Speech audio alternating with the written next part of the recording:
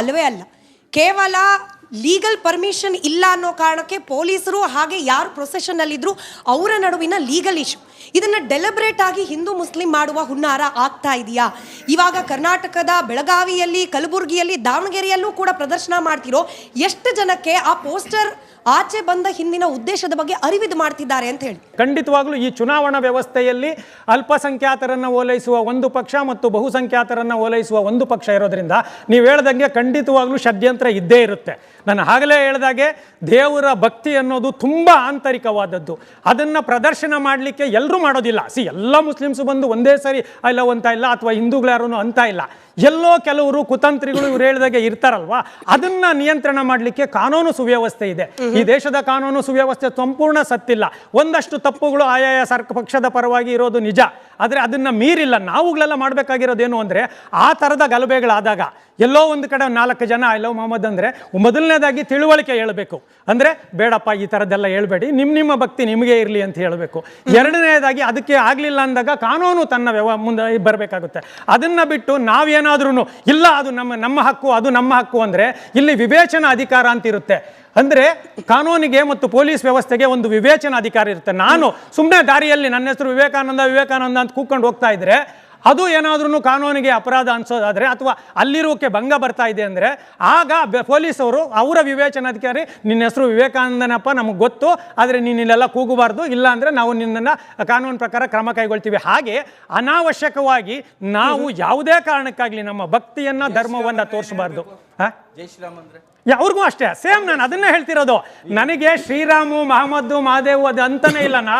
ನೀವು ಭಾರತೀಯರು, ಭಾರತೀಯ ಪ್ರಜೆಗಳು. ಈ ದೇಶ ನೆಮ್ಮದಿಯಾಗಿ ಇರಬೇಕೋ ಬೇಡವೋ, ನಾವು ಯಾರ್ದು ಸರಿ, ಈಗ ಇವ್ರು ಹೇಳ್ತಾರೆ ಇಲ್ಲ ಅವ್ರು ಮಾಡಿದ್ರು ಇವ್ರು, ಹೌದು ಕರೆಕ್ಟ್, ಯಾರೋ ಒಬ್ರು ಈ ಸಮಾಜದಲ್ಲಿ ಸರಿ ತಪ್ಪುಗಳನ್ನು ಮಾಡ್ತಾರೆ, ಖಂಡಿತ ಮಾಡ್ತಾರೆ. ತಪ್ಪು ಮಾಡಿದ ತಕ್ಷಣ ನಾವು ಮತ್ತೆ ತಪ್ಪು ಮಾಡಬಾರ್ದು. ತಪ್ಪಿಗೆ ತಪ್ಪು ಸರಿ ಆಗೋದಿಲ್ಲ, ಸರಿಯನ್ನು ಮಾಡಬೇಕಾಗುತ್ತೆ. ಯಾಕೆಂದ್ರೆ ಇಲ್ಲಿ 140 ಕೋಟಿ ಜನ ಇದ್ದೀವಿ, ವೈವಿಧ್ಯತೆ ಇದೆ, ತುಂಬಾ ಸೂಕ್ಷ್ಮತೆ ಇದೆ.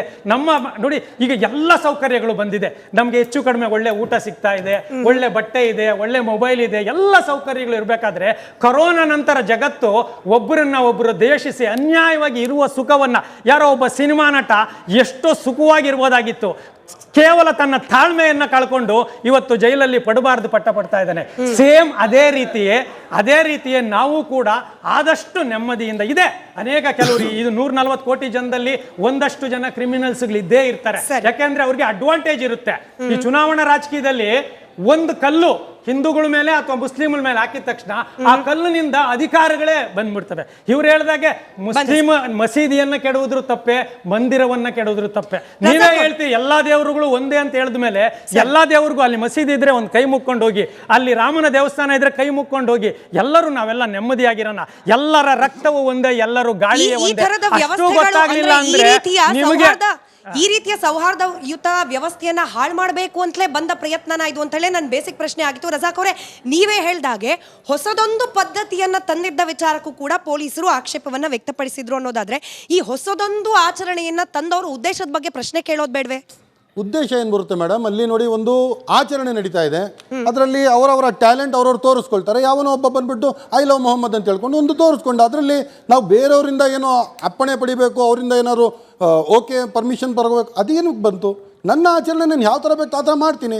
ಇಲ್ಲಿ ಷಡ್ಯಂತ್ರ ಪಿತೂರಿ ನೀವು ಅರ್ಥ ಮಾಡ್ಕೊಬೇಕಾಗಿರೋದು, ಒಬ್ಬ ಎಲೆಕ್ಟೆಡ್ ಚೀಫ್ ಮಿನಿಸ್ಟರ್ ಒಂದು ರಾಜ್ಯಕ್ಕೆ ಪಬ್ಲಿಕ್ ಸಭೆಯಲ್ಲಿ ಮಾತಾಡುವಾಗ ಉನ್ಕೋ ಐಸಿ ಶಿಕ್ಷಾ ದೇಂಗೆ, ಉನ್ಕಾ ಖಾನ್ದಾನ್ ಯಾದ್ ರಖೇಗಾ. ಒಳ್ಳೆ ಹಿಂದಿ ಚಲನಚಿತ್ರದ ಖಳನಾಯಕ ಒಬ್ಬ ವಿಲನ್ ಮಾತಾಡ್ದಂಗೆ ಓಪನ್ ಆಗಿ ಮಾತಾಡ್ತಿರೋದು. ಕಾಣಿಸ್ತಾ ಇಲ್ವಾ? ನಿಮ್ಮ ವಿವೇಚನೆ ಬಿಡ್ತೀನಿ ನಾನು. ಆ ಮುಸಲ್ಮಾನರ ವಿರುದ್ಧ ದ್ವೇಷ, ಅದ್ರ ಹಿಂದೆ ಇರುವ ರಾಜಕಾರಣ ನಿಮಗ್ ಕಾಣಿಸ್ತಾ ಇಲ್ವಾ? ಈ ಷಡ್ಯಂತ್ರ ಯಾಕೆ ನಡೀತಾ ಇದೆ ನಿಮಗ್ ಅರ್ಥ ಆಗ್ತಿಲ್ವಾ? ಈ ಬುಲ್ಡೋಸರ್ ಆಕ್ಷನ್, ಈ ಎನ್ಕೌಂಟರ್ ಯಾಕೆ ನಡೀತಾ ಇದೆ? ಇದ್ರ ಹಿಂದೆ ಏನಿದೆ? ಕುತಂತ್ರ ಏನಿದೆ? ಷಡ್ಯಂತ್ರ ಏನಿದೆ? ಪಿತೂರಿ ಏನಿದೆ? ಅರ್ಥ ಆಗ್ತಿಲ್ವಾ? ನೀವೇ ನನಗೆ ಹೆಲ್ಪ್ ಮಾಡ್ತಿದ್ದೀರಿ ರಜಾಕ್ ಸರ್. ಯಾಕಂದ್ರೆ ಬಂದೆ ಸರ್, ನೀವೇ ಹೇಳ್ದ ಹಾಗೆ UP ಮುಖ್ಯಮಂತ್ರಿ ಯೋಗಿ ಆದಿತ್ಯನಾಥ್ ಅವರು ಆ ರೀತಿಯ ಹೇಳಿಕೆ ಕೊಡೋಕೆ ಮುಂಚೆ ಮೌಲಾನಾಗಳು ಮೌಲ್ವಿಗಳು ಯಾವ್ಯಾವ ರೀತಿಯ ಹೇಳಿಕೆಗಳನ್ನ ಕೊಟ್ಟಿದ್ರು, ಅನುಮತಿ ಸ್ವೀಕಾರ ಮಾಡೋದಿಲ್ಲ ಅನ್ನೋದ್ರ ಬಗ್ಗೆ ಬೀದಿ ಭಾಷಣಗಳು ಯಾವ ರೇಂಜಿಗೆ ಮಾಡಿದ್ರು ಅದನ್ನು ಉಲ್ಲೇಖ ಮಾಡಬೇಕಲ್ಲ ನೀವು. 4ನೇ ಸೆಪ್ಟೆಂಬರ್ಗೆ ನಮ್ಮ ಮೆರವಣಿಗೆಗೆ ಅನುಮತಿ ಪೊಲೀಸ್ನವರಿಂದ ಇತ್ತು. ಈ ಒಂದು ಹೊಸ ಪರಂಪರೆ ತಂದಿದ್ದೀರಾ ಅಂತ FIR ಆಗಿತ್ತು. ಕಾನ್ಪುರದಲ್ಲಿ ಏನಾಯ್ತು ಅದನ್ನು ನೀವು ಹೇಳಬೇಕು. ಆ ಸೆಕ್ಷನ್ಸ್ ಕೂಡ ದಿನೇಶ್ ಮೌಲಾನಾ ತಾರೀಖ್ ರಾಜಾ ಖಾನ್ ಏನ್ ಹೇಳಿದ್ರು ಅದನ್ನು ಹೇಳಬೇಕು ನೀವು. ಈ ಒಂದು ಯೋಗಿ ಆದಿತ್ಯನಾಥ್ ಅವರ ಬಗ್ಗೆ ಅವರೇನು ಹೇಳಿದ್ರು, ಯುಪಿಯ ಕಾನೂನು ಸುವ್ಯವಸ್ಥೆ ಬಗ್ಗೆ ಮೌಲಾನಾ ತಾರೀಖ್ ರಾಜಾ ಖಾನ್ ಏನ್ ಹೇಳಿದ್ರು ಅದನ್ನು ಹೇಳಬೇಕು ನೀವು. ರಾಜ್ಯ ಸರ್ಕಾರದ ಪೊಲೀಸ್ ಇಲಾಖೆ, ಇಲ್ಲಿ ಪೊಲೀಸ್ ಇಲಾಖೆ ಸ್ವತಃ ಇಷ್ಟಪಟ್ಟು ಇದಕ್ಕೆ ಒಂದು ಷಡ್ಯಂತ್ರ ನಡೆಸಿ ಒಂದು ಸರ್ಕಾರಕ್ಕೆ ಇದು ಮಾಡಕ್ಕೆ ಹಿಂದೆಯಿಂದ ಒಂದು ಪಿತೂರಿ ನಡೆದಿದ್ರೆ ಅಲ್ಲಿ ಮುಸಲ್ಮಾನರು ಏನಂತ ಮಾಡೋಕ್ಕಾಗುತ್ತೆ? ನಾನೊಂದು ಪ್ರಶ್ನೆ ಸಿಂಪಲ್ ಆಗಿ ಕೇಳ್ತೀನಿ. ಐ ಲವ್ ಮೊಹಮ್ಮದ್ ಎಂಬ ಪೋಸ್ಟರ್ ಹೊಸ ಪರಂಪರೆನೇ ಆಗಿರಲಿ, ಹೊಸ ಪದ್ಧತಿಯೇ ಆಗಿರಲಿ, ಇದರಿಂದ ಯಾರಿಗೆ ತೊಂದರೆ ಆಗುತ್ತೆ? ಸರಿ, ಅದೇ ಪ್ರಶ್ನೆಯೊಂದಿಗೆ ನಾನು ಆಡಿಯನ್ಸ್ ನ ಮಾತನಾಡಕ್ ಪ್ರಾರಂಭ ಮಾಡ್ತೀನಿ. ಬೀದಿಗೆ ತಂದು ಭಕ್ತಿ ಪ್ರದರ್ಶನ, ಅದು ಯಾವುದೇ ಸಮುದಾಯದಾದ್ರೂ ಆಗ್ಲಿ, ಬೀದಿಗೆ ತಂದು ದೇವರ ಬಗೆಗಿನ ಶ್ರದ್ಧೆ, ಪ್ರೀತಿ, ವಿಶ್ವಾಸವನ್ನ ತೋರ್ಪಡಿಕೆ ಮಾಡ್ಕೊಳ್ಳೋದು ಅನಿವಾರ್ಯನಾ? ಮೇಡಮ್, ನಾನು ಮುಸ್ಲಿಂ ಮುಖಂಡರಿಗೆ ನಾನು ಪ್ರಶ್ನೆ ಕೇಳ್ತೀನಿ. ಐ ಲವ್ ಮೊಹಮ್ಮದ್ ಬಗ್ಗೆ ನಮಗೂ ಪ್ರೀತಿ ಇದೆ. ಪಹಲ್ಗಾಮ್ ಅಟ್ಯಾಕ್ ಆದಾಗ ಐ ಲವ್ ಭಾರತ್ ಅಂತ ಯಾವತ್ತಾದ್ರೂ ನೀವು ಹಾಕಿದ್ದೀರಾ? ಅಭಿನಂದನ್ ಅರೆಸ್ಟ್ ಆದಾಗ ಯಾವತ್ತಾದ್ರೂ ಐ ಲವ್ ಭಾರತ್ ಅಂತ ಹಾಕಿದ್ದೀರಾ? ಹಾಕಿದ್ರಿ ಯಾವತ್ತಾದ್ರೂ? ನಾವು ಗಣೇಶ ಒಂದ್ ನಿಮಿಷ ಕೇಳಿ, ನಾನು ಮಾತಾಡ ನನ್ ಪ್ರಶ್ನೆ ಕೇಳಿ. ನಾವು ಗಣೇಶೋತ್ಸವ ಮಾಡ್ಬೇಕಾದ್ರೆ ಒಂದ್ ನಿಮಿಷ ಕೇಳ್ರಿ. ನಾವು ಗಣೇಶೋತ್ಸವ ಮಾಡಬೇಕಾದ್ರೆ ತಾಯಿ ಭಾರತ್ ಮಾತನ್ ಫೋಟೋ ಇಟ್ಟು ಮತ್ತೆ ದೇಶದ ಪರವಾಗಿ ನಾವೆಲ್ಲ ಒಂದು ಸ್ಟೇಟ್ಮೆಂಟ್ ಅಂತ ಇದು ನಾವು ಕೊಡ್ತೀವಿ. ಇದೇ ನೀವು JC ರೋಡಲ್ಲಿ ಅನ್ಯ ಭಾಷೆದಲ್ಲಿ ನೀವು ಒಂದು ತಲ್ವಾರ್ ಹಾಕಿ ಅದಕ್ಕೊಂದು ಲೈನ್ಸ್ ಹಾಕಿ ಯಾವತ್ತಾದ್ರೂ ನೀವು ಐ ಲವ್ ಭಾರತ್ ಅಂತ ಎಲ್ಲಾದ್ರೂ ಹಾಕಿದ್ದೀರಾ? ನೀವು ಈದ್ ಮಿಲಾದ್ ಎಲ್ಲಾದ್ರೂ ಹಾಕಿದ್ದೀರಾ?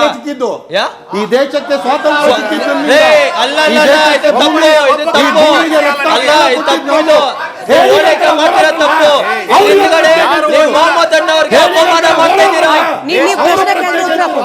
ಪ್ರಶ್ನೆ ಕೇಳಿದ್ರೆ ಉತ್ತರ ಕೊಡಿ. ಹಿಂದೂಗಳು ತಮ್ಮ ಧಾರ್ಮಿಕ ಆಚರಣೆಯಲ್ಲಿ ರಾಷ್ಟ್ರೀಯತೆಯನ್ನ ಮೈಗೂಡಿಸ್ಕೊಳ್ತಾರೆ.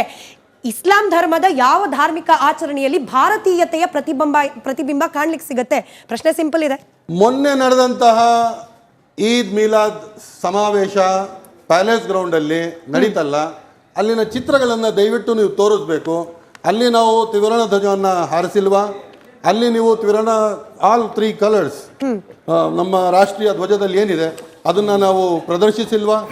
ನೀವು ಕಣ್ಬಿಟ್ಟು ನೋಡಬೇಕು. ನೀವು ಒಂದು ಸಂಶಯದಿಂದ ಮುಸಲ್ಮಾನರನ್ನ ನೋಡಿದ್ರೆ ಅದರಲ್ಲಿ ಏನು ಇದ್ದಿರಲ್ಲ.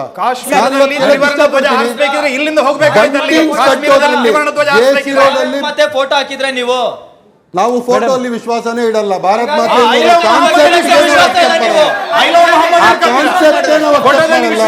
ಮುಸ್ಲಿಂ ಬಡ ಮಕ್ಕಳಿಗೆ ಯಾಕೆ ಗುಜ್ರಿ ಕಲಿಸ್ತೀರಾ? ಅವ್ರಿಗೆ ಓದಕ್ ಕಳಿಸಿ. ಯಾರು ಗುಜ್ರಿ ಕಲಿಸಿದ್ದಾರೆ? ಮುಸ್ಲಿಂ ಬಡ ಮಕ್ಕಳೇ ಈ ದೇಶಕ್ಕೆ ಪ್ರೆಸಿಡೆಂಟ್ ಆದದ್ದು.